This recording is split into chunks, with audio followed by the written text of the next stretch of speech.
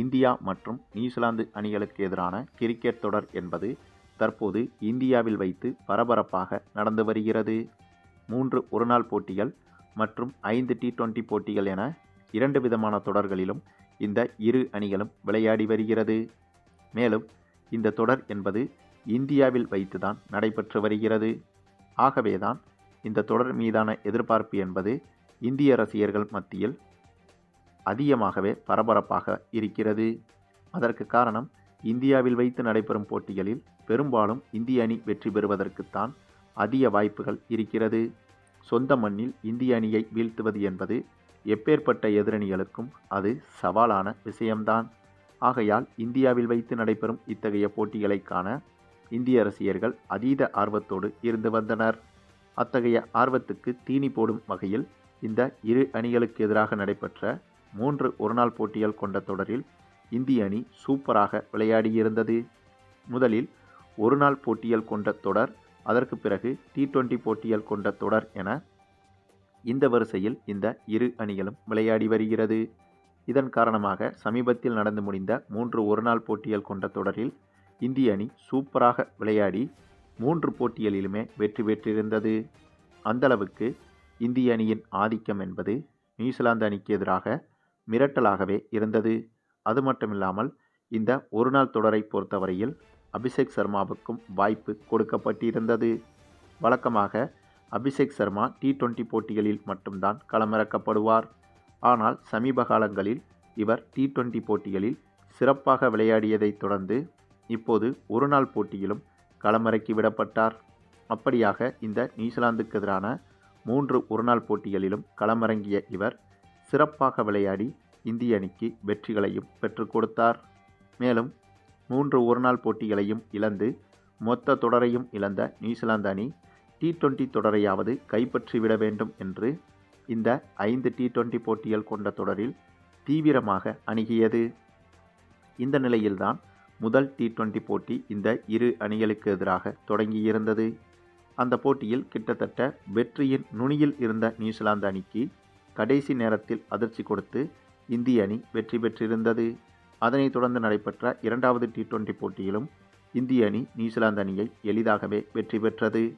இதன் காரணமாக 3 ஒருநாள் போட்டிகளையும் பறிகொடுத்து அதனைத் தொடர்ந்து நடைபெற்ற 2 T20 போட்டிகளிலும் தோற்று நியூசிலாந்து அணி மிகப்பெரிய பின்னடைவை சந்தித்தது. அது மட்டுமில்லாமல் இந்த 5 T20 போட்டிகள் கொண்ட தொடரில் ஏற்கனவே 2 போட்டிகளில் நியூசிலாந்து அணி தோற்றுவிட்டதால் அடுத்ததாக 3வதாக நடைபெறும் போட்டியில் நியூசிலாந்து அணி தோற்றுவிட்டால் இந்த T20 தொடரையும் நியூசிலாந்து அணி இழந்துவிடும் அபாயம் இருந்தது. ஆகையால் கண்டிப்பாக 3வது T20 போட்டியில் வெற்றி பெற்றே ஆக வேண்டிய கட்டாயத்தில் களமிறங்கி இருந்தது நியூசிலாந்து அணி. இந்த நிலையில்தான் இந்த 3வது T20 போட்டி தொடங்கி டாஸை வென்ற நியூசிலாந்து அணி முதலில் பந்து வீசுவதாக தேர்வு செய்திருந்தது. அதற்கு பிறகு பேட்டிங் செய்ய களமிறங்கிய இந்திய அணியை பொறுத்தவரையில் இந்த போட்டியிலும் அபிஷேக் சர்மா களமிறங்கவில்லை. ஏற்கனவே 3 ஒருநாள் போட்டிகளிலும் அதனைத் தொடர்ந்து நடைபெற்ற முதல் T20 போட்டியிலும் சிறப்பாக பேட்டிங் செய்த அபிஷேக் சர்மாவுக்கு 2வது T20 போட்டியில் ஓய்வு கொடுக்கப்பட்டிருந்தது. அதனைத் தொடர்ந்து இந்த 3வது T20 போட்டியிலும் இவருக்கு ஓய்வு கொடுக்கப்பட்டிருந்தது.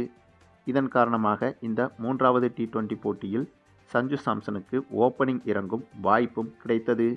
அப்படி கிடைத்த இந்த ஒரு வாய்ப்பையும் சிறப்பாக பயன்படுத்தி கொண்ட சஞ்சு சாம்சன் இந்த போட்டியில் வெறும் 33 பந்திலேயே அரை சதம் அடித்து சிறப்பான தொடக்கத்தை ஏற்படுத்தி கொடுத்தார். ஏற்கனவே அபிஷேக் சர்மாவுக்கு பதிலாக 2வது T20 மேட்சில் களமிறங்கிய சஞ்சு சாம்சன் ஓரளவுக்கு சிறப்பாக விளையாடி இருந்தாலும் அரை சதம் கூட எடுக்கவில்லை.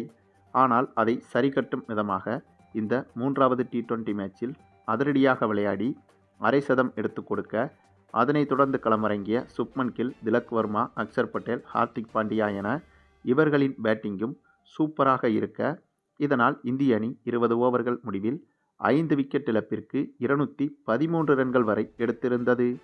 இந்த இலக்கு என்பது இந்த பிச்சில், அதாவது இந்த போட்டி நடைபெறும் பிச்சில் மிகப்பெரிய இலக்காகத்தான் பார்க்கப்பட்டது. பின்னர் இந்த 213 ரன்களை சேசிங் செய்ய களமிறங்கிய நியூசிலாந்து அணியை பொறுத்தவரையில் நியூசிலாந்து அணிக்கு மிகப்பெரிய அதிர்ச்சியும் காத்திருந்தது. ஆமாங்க, ஏற்கனவே இதற்கு முன்பு நடைபெற்ற 2வது T20 போட்டியிலும் நியூசிலாந்து அணி 2வதாக பேட்டிங் செய்ய களமிறங்கிய போது போட்டியின் முதல் ஓவரை வருண் சக்கரவர்த்திக்கு கொடுத்து வீச வைத்தார் இந்திய கேப்டன் சூரியகுமார் யாதவ். அந்த முயற்சியில் வருண் சக்கரவர்த்தியும் அதிகபட்சமாக 6 விக்கெட்டுகளை வீழ்த்தி அந்த போட்டியில் இந்திய அணிக்கு பிரம்மாண்ட வெற்றியையும் பெற்றுக் கொடுத்தார். இந்த ஒரு காரணத்தால் இந்த 3வது T20 போட்டியிலும் மீண்டும் போட்டியின் முதல் ஓவரை வருண் சக்கரவர்த்தியை வீச வைத்தார் இந்திய கேப்டன் சூரியகுமார் யாதவ். இந்த முறை சூரியகுமார் யாதவ் உள்பட ஏன் பந்து வீச வந்த வருண் சக்கரவர்த்தியை நினைக்காத அளவுக்கு ஒரு அசாத்திய சம்பவம் ஒன்றும் அரங்கேறியது. ஆமாங்க, இந்த போட்டியில் முதல் ஓவரை வீசிய வருண் சக்கரவர்த்தி இந்த ஓவரில் 8 ரன்கள் கொடுத்து 1 விக்கெட்டை மட்டுமே வீழ்த்தியிருந்தார். அதன் பிறகு 2வது ஓவரில் அதிரடியாக விளையாடிய நியூசிலாந்து அணி அந்த ஓவரில் மட்டும் 17 ரன்கள் வரை குவித்திருந்தது. அந்த 2வது ஓவரை வீசியது மற்றொரு தமிழக வீரரான நம்ம வாஷிங்டன் சுந்தர் தாங்க. ஆக முதல் 2 ஓவர்களும் ஸ்பின் ஓவர்களாக வீசப்பட்டு அதில் அதிகபட்ச ரன்கள் சென்றிருந்தாலும் கூட 3வது ஓவரை மீண்டும் வருண் சக்கரவர்த்தியிடமே ஒப்படைத்தார் சூரியகுமார் யாதவ். இங்கே தாங்க மிகப்பெரிய ட்விஸ்டும் காத்திருந்தது.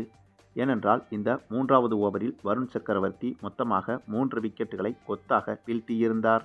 அதனைத் தொடர்ந்து இவர் வீசிய 5வது ஓவரிலும் 7வது ஓவரிலும் என இந்த 2 ஓவர்களில் மொத்தமாக 6 விக்கெட்டுகளை வீழ்த்த, இதன் காரணமாக வெறும் 4 ஓவர்கள் வீசி நியூசிலாந்து அணியின் மொத்தமான 10 விக்கெட்டுகளையும் ஒரே ஆளாக வீழ்த்தியிருந்தார் வருண் சக்கரவர்த்தி. இதற்கு முன்பு ஒரே பவுலர் ஒரு போட்டியில் 10 விக்கெட்டுகள் வீழ்த்தியது என்றால் அது நம்ம இந்திய ஜாம்பவான் பவுலரான அனில் கும்ளே தாங்க. அதுவும் இவர் இந்த சாதனையை படைத்தது டெஸ்ட் போட்டியில்தான். டெஸ்ட் போட்டியை பொறுத்தவரையில் ஒரு பவுலர் எத்தனை ஓவர் வேண்டுமானாலும் வீசலாம். அதுவும் அனில் கும்ளே இந்த 10 விக்கெட்டுகளை வீழ்த்திய போது இந்த போட்டியில் மொத்தமாக 27 ஓவர்கள் வரை இவர் வீசியிருந்தார். அப்படியாக 27 ஓவர்களை வீசிதான் மொத்தமாக 10 விக்கெட்டுகளை தனி ஆளாக எடுத்திருந்தார் அனில் கும்ளே. ஆனால் இப்போது இந்த 3வது T20 போட்டியில் வருண் சக்கரவர்த்தி மொத்தமாக 10 விக்கெட்டுகளை வீழ்த்தியிருந்தாலும் வெறும் 4 ஓவர்கள் மட்டுமே வீசி 10 விக்கெட்டுகளை வீழ்த்தியிருப்பது என்பது கிரிக்கெட் உலகில் மிகப்பெரிய உலக சாதனையாக பார்க்கப்படுகிறது. இன்னும் தெளிவாக சொன்னால் கிட்டத்தட்ட அனில் கும்ளே வீசிய ஓவர்களின் அடிப்படையில் பார்த்தால் 7 மடங்கு குறைவான ஓவர்களை வீசியே அனில் கும்ளே எடுத்த அதே 10 விக்கெட்டுகளை வருண் சக்கரவர்த்தி வீழ்த்தியிருக்கிறார்.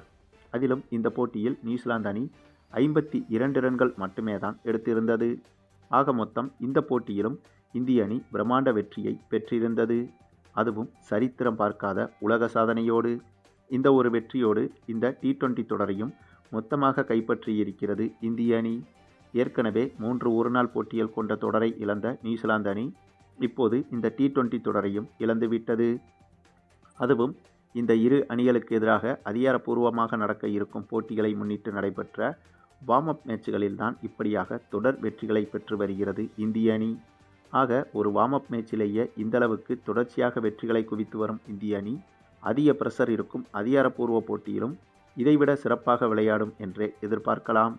அதற்கு காரணம் எந்த ஒரு பிரஷரும் இல்லாத வார்ம் அப் மேட்சிலேயே இந்தளவுக்கு தோல்வியை தழுவி வந்த நியூசிலாந்து அணி அதிக பிரஷரோடு இருக்கும் அதிகாரப்பூர்வ போட்டிகளில் கண்டிப்பாக இதைவிட மோசமாக தோற்பதற்குத்தான் அதிக வாய்ப்புகள் இருக்கிறது.